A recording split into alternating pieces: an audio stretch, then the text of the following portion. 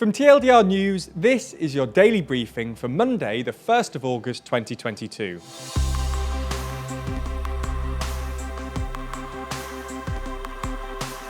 Good afternoon. Today we're going to be talking about the sit-in at Iraq's parliament. However, we'll also be discussing three of today's other important stories and discussing just what's happening this month. But first, a political standoff in the Iraqi parliament. Nearly 10 months after its election last October, Iraq is still without a new government, and its political deadlock looks likely to continue. Over the weekend, supporters of the populist Shiite cleric, Muqtada al-Sadr, stormed the country's parliament building for the second time in a week.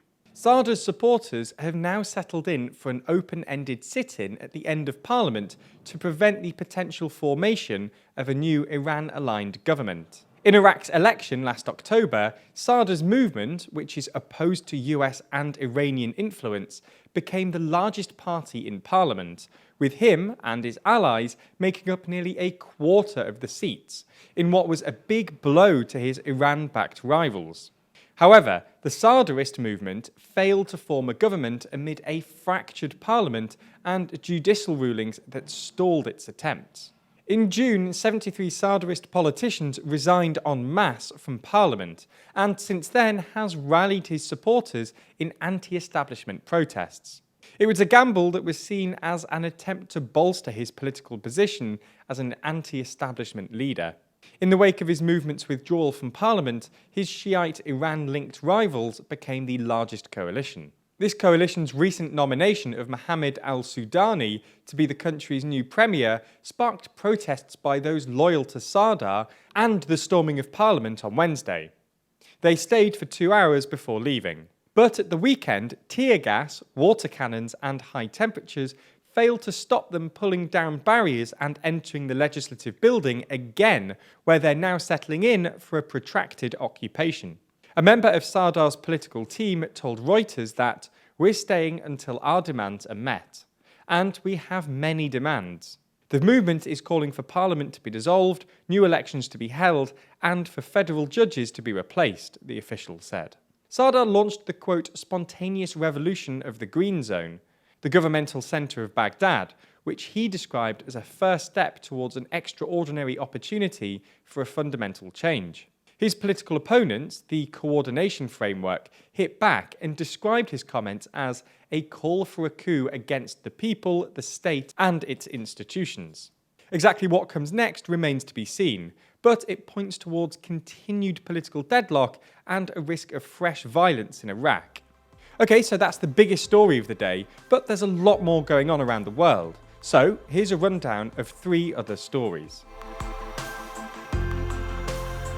Last week, Ukraine and Russia reached an agreement which meant that, in effect, Ukraine would be able to begin exporting grain again. Ever since the invasion, Russia has been blockading Ukrainian ports, which has, as a result, driven global grain costs up and caused a shortage worldwide. This deal will hopefully make grain more affordable and ease the shortage. It will last for 120 days and can be extended if both sides agree. The very first shipment of grain under said deal left Odessa this morning, with another 16 shipments from ports in this region expected in the next few weeks. About this deal, UN Secretary-General Antonio Guterres said unlocking ports will provide at least $1 billion in foreign exchange revenue to the economy and an opportunity for the agricultural sector to plan for next year. There's more on the way, but be sure to subscribe and ring the bell to make the daily briefing part of your daily routine. Or just search for us on your podcast app to listen along. Moving to New Zealand, where for the first time since March 2020, New Zealand's borders are fully open. The country had partially reopened to a number of non-New Zealand citizens and residents, including the likes of Australians earlier in the year. But from 11:59 p.m. last night, tourists and visa holders from the rest of the world were allowed into the country for the first time since the beginning of the pandemic. New Zealand implemented one of the world's harshest border policies when COVID hit, barring all non-residents and requiring a period of self-isolation. The original unlocking plan had set the date for fully reopening the border in October, but determining it to be safe to do so in May, it was announced that the date would be brought forward 2 months to the start of August. Myanmar's junta has announced that the country's state of emergency will be extended for a further 6 months, until the 1st of February 2023, in a bid to restore stability before holding elections. In a televised speech, the junta chief, who made himself Prime Minister last August, stressed that in order to hold, quote, fair and free elections, more time was needed to stabilise the country and reform Myanmar's electoral system by combining the pre-existing first-past-the-post system with proportional representation. A state of emergency was first declared back in February 2021, when the military led a coup d'etat against the civilian government led by Aung San Suu Kyi. There is widespread concern that the junta's move is merely a ploy, and that the military will not hold multi-party elections or transfer power to an elected civilian government. That's all we have time for on YouTube today, but if you want to see what's happening this month, then watch the extended ad-free edition of the Daily Briefing over on Nebula.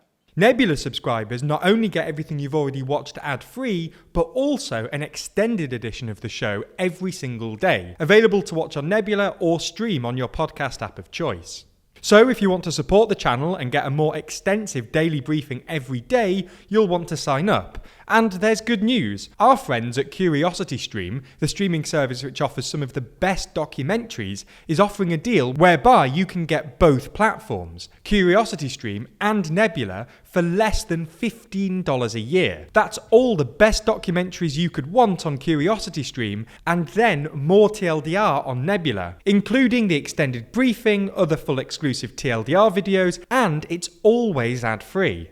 Click the link below to get both services for less than $15 a year and support the channel.